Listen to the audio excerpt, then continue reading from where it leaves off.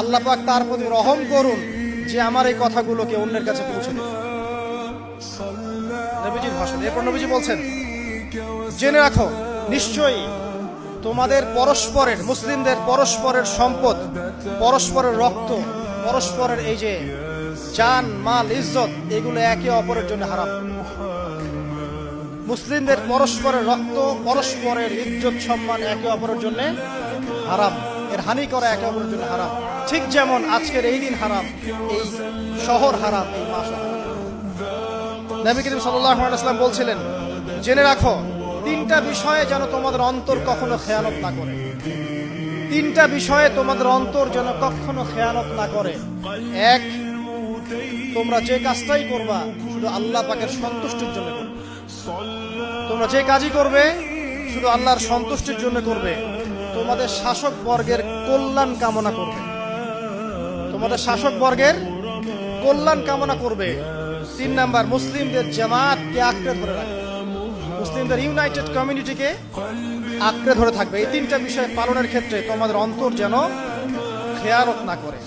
এদিন সূর্য ঢলে যাওয়ার পরে নবী সাল্লাল্লাহু আলাইহি ওয়াসাল্লাম আরো বললেন, শুনে রাখো হে মানব জাতি, এটা ভালো করে শোনেন, শুনে রাখো হে মানব জাতি, নিশ্চয়ই আমি মুহাম্মদ সাল্লাল্লাহু আলাইহি ওয়াসাল্লাম জাহেলি যুগের যত কুপ্রথা আছে সমস্ত কুপ্রথাকে আমার পায়ের তলে পিষ্ট করে গেলাম। জাহেলি যুগে কি ছিল ভাই? শিরিক ছিল, সুদ ছিল, মাদক ছিল, নারীর অবমাননা ছিল, কন্যা সন্তানকে দাফন করা হতো, রক্তক্ষয়ী হানাহানি মারামারি কাটাকাটি ছিল। এগুলো সবকিছুকে আমি আমার পায়ের তলে দাফন করে গেলাম। এটা কি দাফন হয়েছে?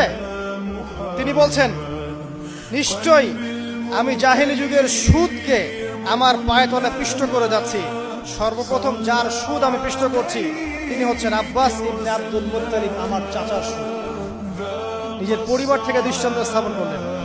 তিনি আরো বললেন, হে উপস্থিত জনগণ, তোমরা মেয়েদের ব্যাপারে সতর্ক থাকবে এবং তোমাদের স্ত্রীদের ব্যাপারে সতর্ক থাকবে, তাদের হকের ব্যাপারে সতর্ক থাকবে, কেননা তোমরা তাদেরকে আল্লাহর কালিমার মাধ্যমে হালাল করে নিয়েছো। অতএব তাদের ব্যাপারে তোমরা সতর্ক থাকবে।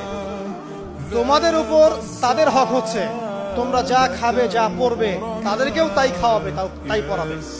আর তাদের উপর তোমাদের হক হচ্ছে তারা তোমাদের বিছানায় এমন কাউকে আসতে দিবে না যাদেরকে তোমরা অপছন্দ করো।